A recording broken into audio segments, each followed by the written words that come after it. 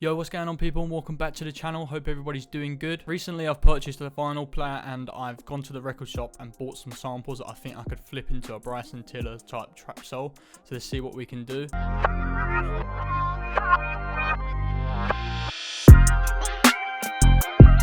So when going to the record shop, I didn't really have an idea. I just wanted to maybe use our 80s, 90s funk, soul, R&B. So the first one we got is this Karen White one. Let's see if this is any good. But it's making me weak.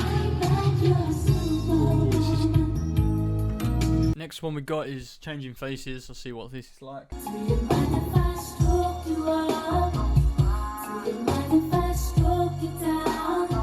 So I've listened to all the songs on them albums. There's nothing that really makes me want to use. So I've got this other one. It's called Sir Kent. I'm not really sure who it is, but it's not really got a cover. So we'll see what this sounds like.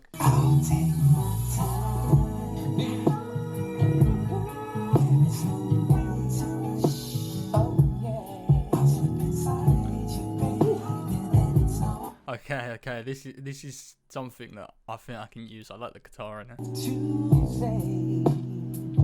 Yeah, this is it. So I'm gonna get this recorded in, and we'll see what we can make with it. First thing we want to do is try and get it on time. So what I'm gonna do is find a loop. This is how I would do it. From the first kick, then I'm gonna find like a 8-bar loop, and then I'll just put it on the grid as best as possible. So I think the loop's gonna be here. I think around here. So I think it's like maybe 60 BPM. Let's see. It's quite slow. So it's off grid a little bit. Let's try and get as close as possible. So 63, and then what I'm going to do is just drag it out here so it fits all the way, and it pretty much fits on the bars perfect. So 63 ppm. What I want to do to make it a little bit more Bryson Tiller, I want to speed it up, so I'm going to try and put it as, say, 150 maybe. That's way too, so I'm going to stretch it out. Okay, that's perfect. That's perfect how I want it. I'm going to just maybe put up 9 semitones. That sounds good, so I'm going to just render it. The first thing I'm going to do is I'm just going to EQ out the lows. Just take a little bit out, like 300 maybe. Cool, sounds good. Don't want that because I'm going to add my own bass. Then I'm going to add this imager on, and I'm just going to multi-band it and just make some parts of the frequencies just brighter and more stereo. 200 maybe. I'll just do 200. Then one at like 1K. I take down the lows, and then just boost a bit of the mids, high mids, just to make it a little bit more complete. So I'm not really going to add much. I'm going to just pretty much just add some drums, bass, some risers to just give it a little bit of a cool effect. We're going to use a snare from my upcoming drum kit. So I'm going to just put it on here. And I think next I want to do the hi-hats just to get that nice bounce. And with these hi-hats, I want them to be very bouncy and a lot of velocity, just to give that nice rhythm with the actual rhythm of the sample. So we're not going to start with just a normal regular. We're just going to make the bounce for this one. Then we'll add a different hi-hat on top. So we go like this, down a little bit.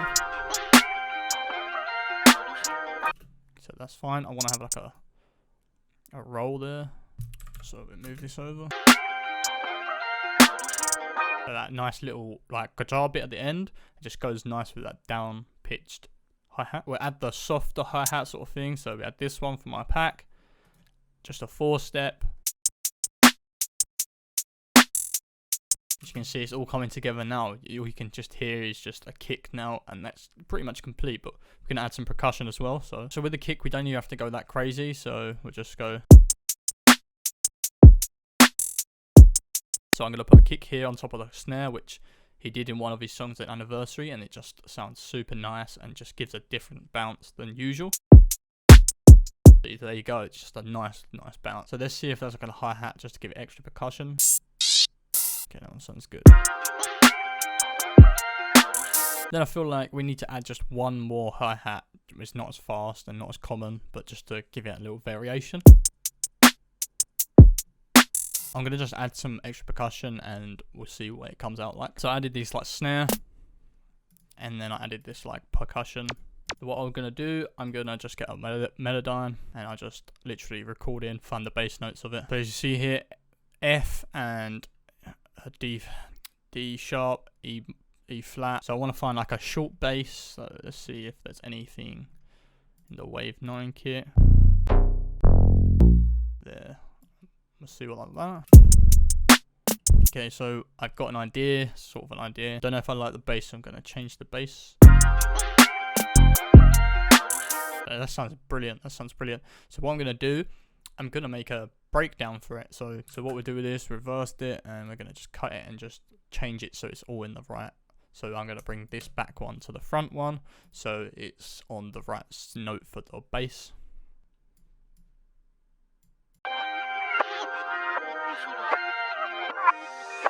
So we're going to use the growler bass, because I know that one was used for a Tiller song, so we'll see what that's like. So it's like this.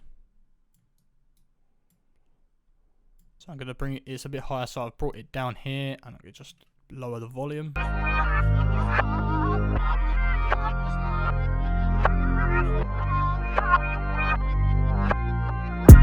Yeah, that's it. That goes so good together. It's just like the way it builds up from that bass, where it has like a little bit of like a rised bass. It just perfectly fits. So I'm gonna just get this all like organized with some like risers and that, and then I'll show you the end product. So with the whole of the sample, I've just added this perk loop that goes with the intro and outro, adds nice similar bounce. And all I've done with that is just literally EQ a lot, so it's very washed. And then with the drums, I just leveled them, so here panned like all the hi-hats to left to right, as you can see. Didn't really add any effects on. The bass, the first bass, which is the main bass, I just took a lot of the highs out because it was quite very high, and I just wanted to boost the bass a little bit because it was very flat. It didn't sound like it was standing out as much as it should do. And then for the second bass, where it was reversed, just took out some more highs because it was the frequencies just didn't fit right. This is how it all sounds together.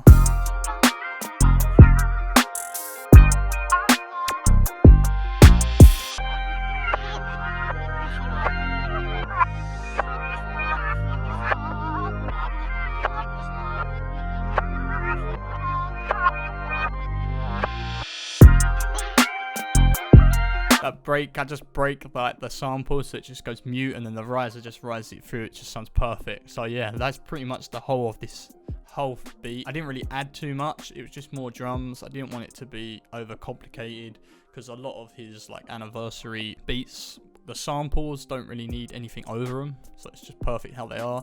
Which obviously, as I said, uses his voice mainly to drive the whole beat. If you want to see more, comment down below what you'd like to see. You know what to do. Just leave a like, subscribe, follow me on Instagram, that's going to be on the screen, and I'm out, and I'll see you in the next one.